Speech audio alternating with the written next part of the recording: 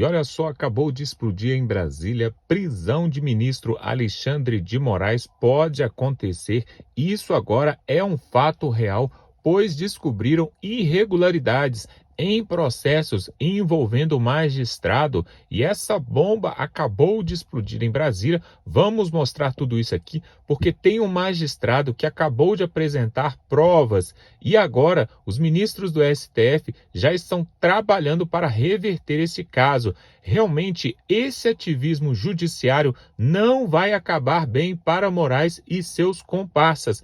Preste bastante atenção no que vamos mostrar aqui. Este vídeo é seríssimo, está viralizando pela internet, porque essa denúncia agora pode mesmo complicar a vida de Moraes e até mesmo do consórcio comunista em Brasília. Veja agora o que vamos mostrar. Quem vai trazer para nós são os comentaristas da revista Oeste. Inclusive, se você não é inscrito ali no canal Oeste e na revista Oeste, essa é a oportunidade. Vamos para essa matéria que está pegando fogo. Confira aí e voltamos em seguida. A defesa de Daniel Silveira entrou com um pedido de investigação e de prisão do ministro Alexandre de Moraes, do Supremo, pelo suposto crime de tortura ao manter o ex-deputado preso em regime fechado há 200 dias, além do prazo legal para a progressão ao semiaberto.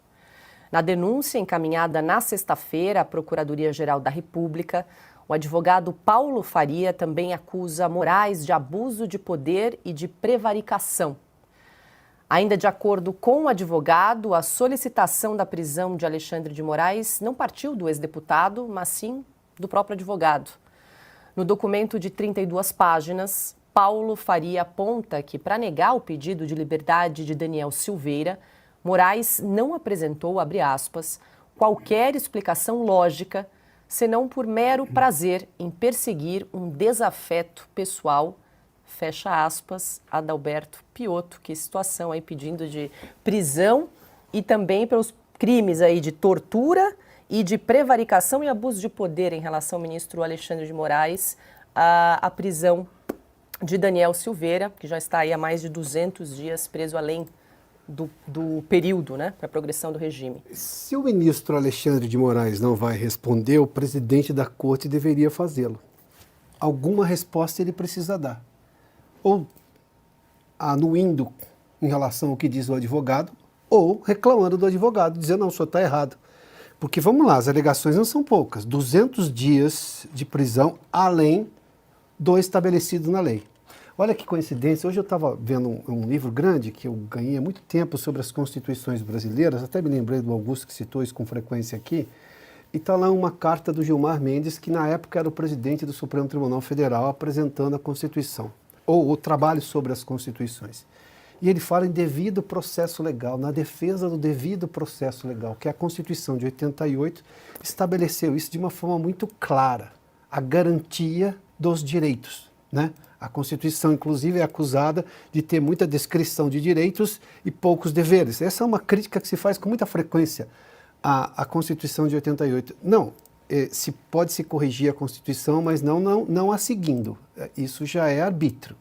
E neste caso, o que o advogado, a defesa do deputado Daniel Silveira está dizendo aqui é que não se está seguindo o devido processo legal, que não permite, pelo que se lê na lei, 200 dias além da condenação. Ele já deveria ter progredido para um regime semiaberto. Vai dormir na cadeia, passa o dia estudando, trabalhando, enfim, tem uma série de condições, mas está na lei. Aí o ministro não responde, o ministro Alexandre de Moraes. Isso vai para a conta de quem? Vai para a conta da imagem do Supremo Tribunal Federal.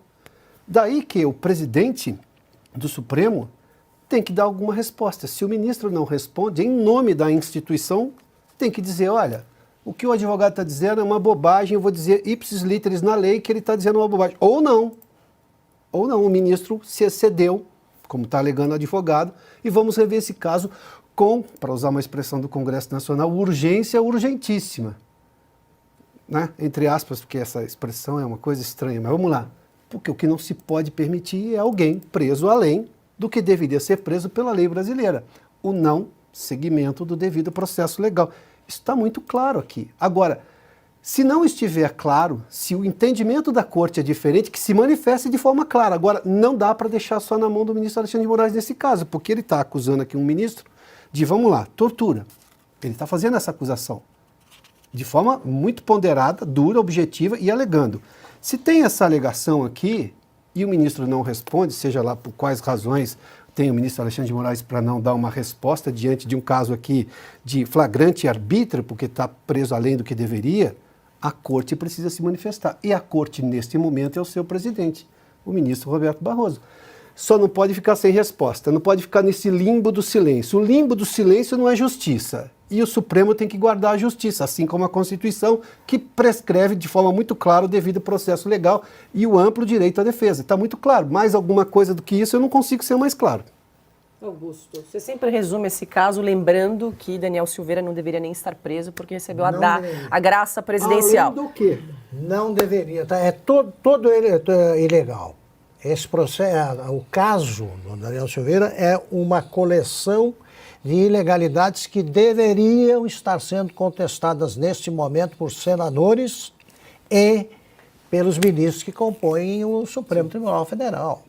Eles se negam, os senadores esquecem isso, e os ministros se negam à discussão técnica, à discussão jurídica. Vamos lá. Existe o crime que ele teria cometido algum crime, primeira discussão. Segundo, se cometeu, esse crime prescreve uma pena de que tamanho? Sim. Existe isso. Tá. Por que ele está na cadeia? É por perseguição, é abuso de poder. Eu já disse isso há poucos dias, eu estou lendo a nova edição, a mais recente edição do livro sobre direito constitucional do Alexandre de Moraes, e ele está acrescentando explicações indefensáveis. É uma maneira de interpretar a Constituição dele. Os juízes, você tem toda a razão, Piotr, eles têm de dizer se estão de acordo com essa interpretação. A Constituição é claríssima quanto a isso. Ele não pode estar preso, pois o Alexandre de Moraes, ele repreendeu e multou o advogado, ou tentou multar, porque ele foi acusado de apresentar recursos excessivos, enquanto Gilmar Mendes cumprimentava o advogado do Lula, hoje ministro, por apresentar recursos sucessivos, até conseguir a libertação do cliente. Então, a discussão técnica tem de ser travada já. E o Senado tem advogados. Senadores, tratem disso imediatamente. Não é possível o Brasil tolerar uma prisão ilegal. É um inocente que está preso. Mas não tem crime nenhum que justifique. Como se fosse uma coisa natural. Preso porque o ministro resolveu prender. Ponto. Então, Paula, a gente mora realmente no Brasil no dia da marmota, né? É impressionante. É claro que essa movimentação do Dr. Paulo Faria não vai dar em nada, mas é preciso registrar tudo. O Augusto sempre fala, né?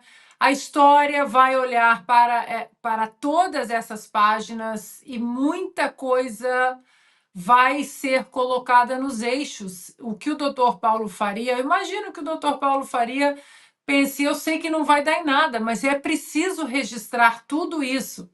Lembrando que no ano passado a PGR, através da subprocuradora Lindora Araújo, também já tinha se manifestado pela soltura, não é nem mudar para regime semiaberto, pela soltura do Daniel Silveira, exatamente pela constitucionalidade do perdão da graça presidencial concedida pelo presidente Jair Bolsonaro. É tortura, não tem outro nome, isso é tortura. E vamos repetir, 200 dias de prisão além do estabelecido em lei.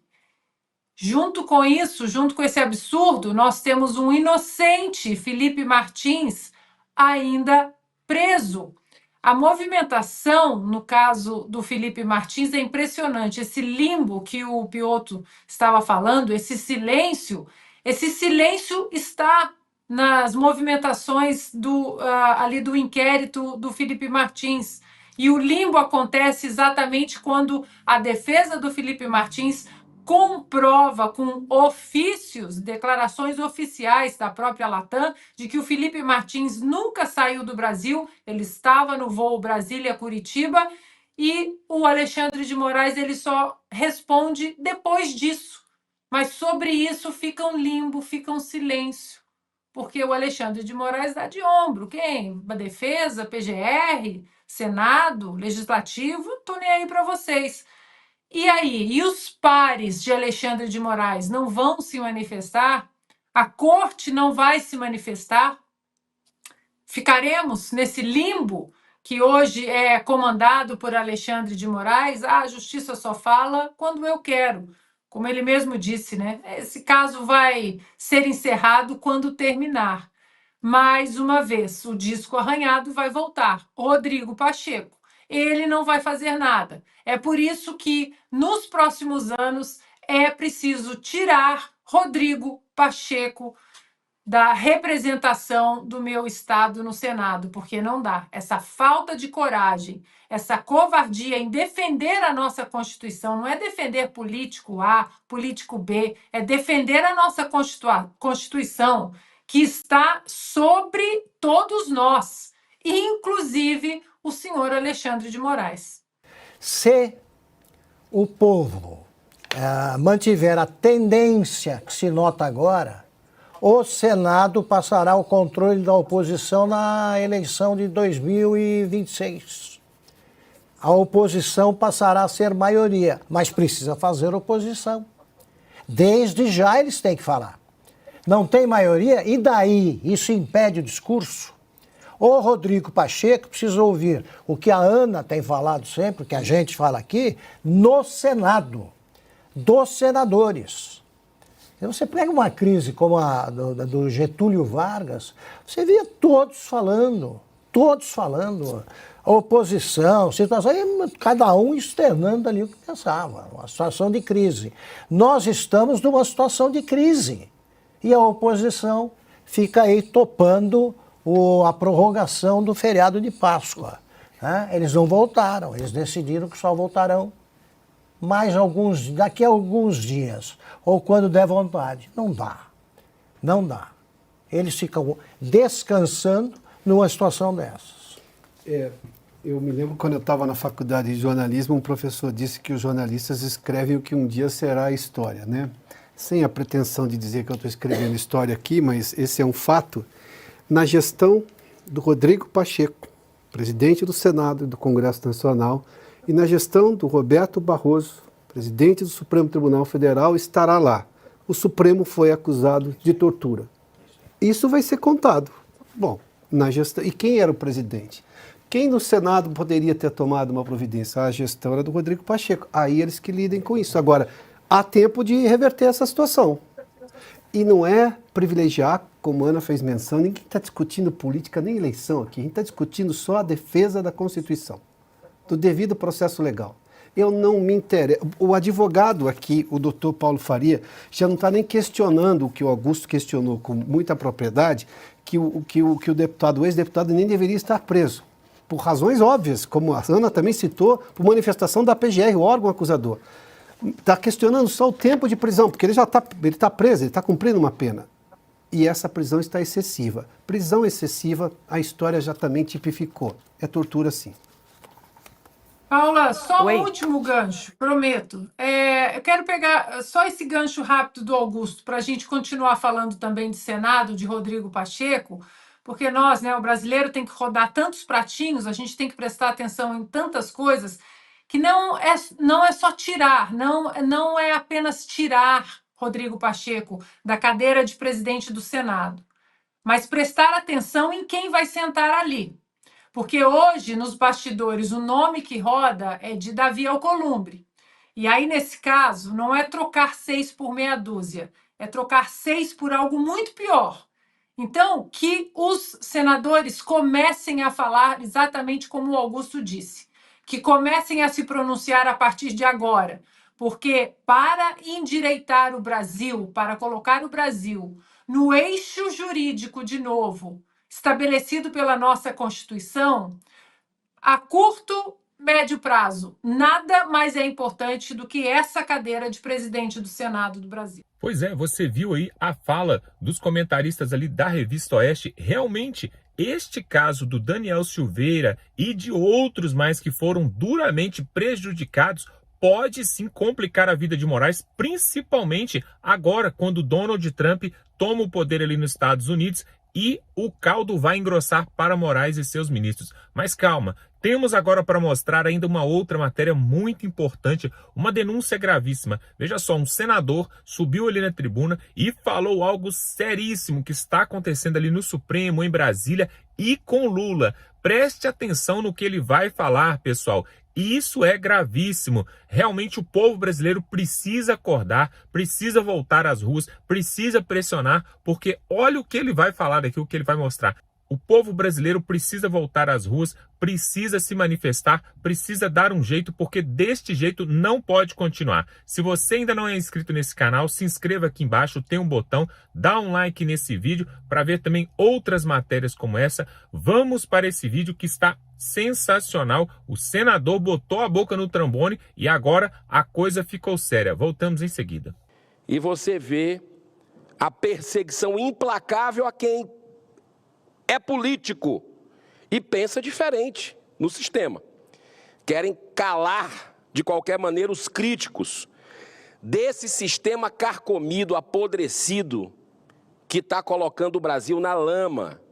Mas aqui, enquanto eu estiver cumprindo essa missão, com todas as limitações e imperfeições que eu sei que as tenho, pode ter convicção que eu não vou baixar a cabeça para ser o ninguém.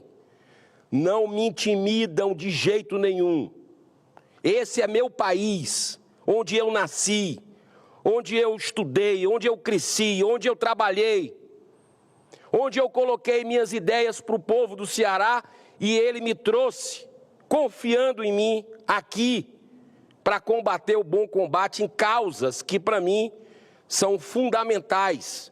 Defesa da vida desde a concepção, contra as drogas, defesa da ética.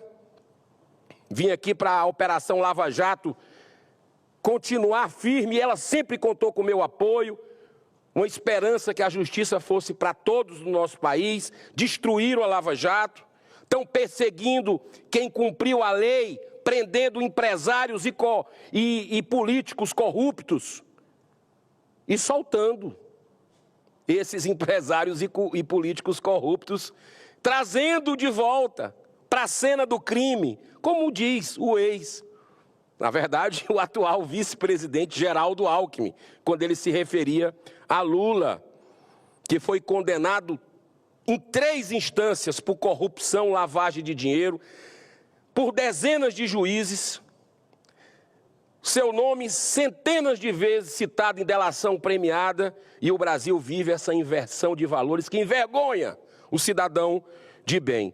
E, senhor presidente, o nosso tempo dia de segunda-feira é bom, mas eu já vou antecipar qual é o assunto que eu vou falar amanhã. Porque acabei de receber aqui, quando estou com o meu discurso pronto, sobre outro tema que é esse, que só está faltando o judiciário agora ter gente presa, do judiciário. Mas não, ali o corporativismo reina e blinda. É intocável o judiciário do país e escândalo é o que não falta. Mas o que eu quero fazer aqui, o alerta à população, senadora Damares, é com relação ao Conselho Nacional em Defesa das Crianças e dos Adolescentes, que é o CONANDA, votará na próxima segunda-feira, dia 23 de dezembro. Dia 23 de dezembro, lembra alguma coisa para alguém aqui? Já, já. Eu vou falar, na antevéspera do Natal, uma resolução que pode destruir os valores da vida e da família no Brasil. essa resolução obriga todos os conselhos tutelares do país a encaminharem imediatamente e sem o consentimento ou conhecimento dos pais qualquer gestação de menores de 14 anos para um programa de aborto, cultura da morte, em qualquer fase da gestação até os 9 meses. Esse é o Conanda do Brasil, na véspera do Natal. Parece, senadora Damares, que essa turma aí tem uma aversão ao menino Jesus. Na véspera do aniversário dele, na véspera do Natal, querem fazer esse tipo de perseguição. Voltou à época do Herodes? É isso? É isso, Conanda? Tem vergonha não, botar isso na véspera do Natal? O brasileiro saiba, porque esse sangue de inocentes, nós não vamos permitir, não. Senhor presidente, o site Metrópolis de Notícias publicou uma excelente matéria que, nos tempos atuais de tanta perseguição, é também corajosa, pois trata dos abusivos vantagens autoconcedidas a juízes e desembargadores. Olha só, uma matéria do site Metrópolis, falando das vantagens autoconcedidas a juízes e desembargadores. Entre novembro de 2023 e outubro de 2024, foram pagos, atenção Brasil, com o seu dinheiro brasileiro. E agora estão querendo cortar a BPC. Mas foi pago com o dinheiro de quem está nos ouvindo, sabe quanto? 12 bi, B de bola, 12 bilhões de reais em indenizações, benefícios, auxílios e gratificações que excedem escandalosamente o teto salarial. Em um ano, o Poder Judiciário não respeita sequer o teto salarial de R$40 mil, que já é muito elevado num país que, segundo o IBGE, 90% dos brasileiros ganham menos que R$ 3.500 por mês.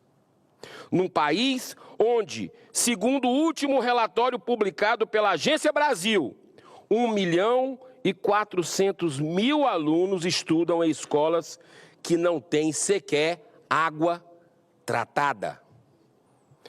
Parte desses 12 bilhões, repito, B de bola, é dinheiro que não acaba mais. Foi em função da volta do obsceno quinquênio, que significa 5% de aumento automático a cada 5 anos. Isso quando a maioria dos trabalhadores brasileiros mal consegue a reposição anual da inflação. Com o quinquênio estava suspenso, detalhe, como o quinquênio estava suspenso corretamente desde 2006, muitos magistrados se autoconcederam o pagamento retroativo. Olha que país de cabeça para baixo e desmoralizado que a gente tem. Isso nas ventas, como a gente diz no Nordeste, das autoridades, inclusive dessa casa. Olha só esse dado que eu vou passar aqui para você. Isso gerou situações indecentes, como, por exemplo, o Tribunal de Justiça de Rondônia, onde 12 magistrados chegaram a receber, no mês de fevereiro desse ano, 2024, em seus contra-cheques, sabe quanto? R$1 milhão líquido. R$1 milhão líquido, cada um. Esse valor é tão descomunal que devo repetir. R$1 milhão no mês. Sim, porque se não bastassem tantos abusos praticados com os chamados penduricalhos para burlar o limite do teto salarial, ainda existem as gravíssimas situações de vendas de sentenças, conforme denúncias recentes envolvendo desembargadores dos tribunais de justiça de Mato Grosso do Sul e da Bahia. Venda de sentença. Que justiça é essa nesse país? Mas o corporativismo continua firme. O ministro Zanin, indicado pelo Lula, era o seu advogado pessoal, decidiu liberar o uso de tornozeleiras aos magistrados indiciados do Mato Grosso do Sul. Agora, poucas horas atrás, o ministro Zanin do STF, depois de todo o escândalo, mandou tirar a tornozeleira eletrônica dos magistrados envolvidos nesse escândalo de Mato Grosso do Sul. Segundo reportagem da Folha de São Paulo, só nos últimos 7 anos o Poder Judiciário livrou da prisão 30 chefes do crime organizado. 30 chefes do crime organizado liberados, pelo menos os mais perigosos, pelo Supremo Tribunal Federal. Interessante isso, né? Um dos casos mais emblemáticos foi o André do Rap, que ganhou habeas corpus do STF em 2020 para sair da prisão de segurança máxima e até hoje está foragido. Na época eu ingressei com pedido de impeachment do ministro que cometeu esse abuso, que já saiu, Marco Aurélio Melo. Deu uma canetada, soltou. Até hoje ninguém achou. Que justiça é essa desse país? Pensa que ninguém vê, que o cidadão de bem não vê? Pois é, pessoal, tá aí. Você viu essa fala do senador Girão e também os comentaristas ali da Revista Oeste mostrando o que realmente está acontecendo ali, essas atrocidades, arbitrariedades, ativismo judiciário, que pode sim até levar à prisão de um ministro do STF, o que nunca aconteceu, nem o impeachment, nem a prisão. Isso nunca aconteceu na história do Brasil, mas isso pode acontecer sim. Olha só, pessoal, após o dia 20 de janeiro, está sendo esperada uma forte pressão em Brasília, principalmente vinda de parlamentares que compraram a briga ali nos Estados Unidos, compraram a briga do povo brasileiro. Entre eles está o Marco Rubio e também a deputada Elvira Salazar. Eles compraram a briga e já disseram que após Donald Trump entrar no poder, eles vão fazer de tudo para acabar com a ditadura, o comunismo e toda a arbitrariedade de juízes que querem promover a censura aqui no Brasil. Aguardamos com muita curiosidade e com muita ansiedade para isso acontecer, pessoal, porque realmente, se isso não for a solução para o Brasil, eu não sei o que pode acontecer, porque 2026 está logo ali e já disseram que assim que for aproximando as eleições de 2026, vão aumentar a perseguição, vão aumentar a censura neste país. Por isso que nós temos já que colocar nossa barba de molho e fazer alguma coisa antes de 26, pessoal. Se esperar para 2026 achando que Bolsonaro vai voltar, que vai dar tudo certo, pode ser tarde demais e o Brasil pode aí entrar num rumo sem fim, tá bom? Olha só, nós vamos ficando por aqui. Eu quero te fazer um pedido para se inscrever aqui no canal. Se você não é inscrito, muita gente, eu tenho visto que muita gente assiste esse canal, mas ainda não é inscrito. Se inscreva aqui nesse canal para você ver outras matérias como essa. Nós vamos trazer um vídeo quentíssimo aqui ainda essa semana que você precisa ver, é importantíssimo. Então se inscreva no canal, dá um like nesse vídeo e tamo junto.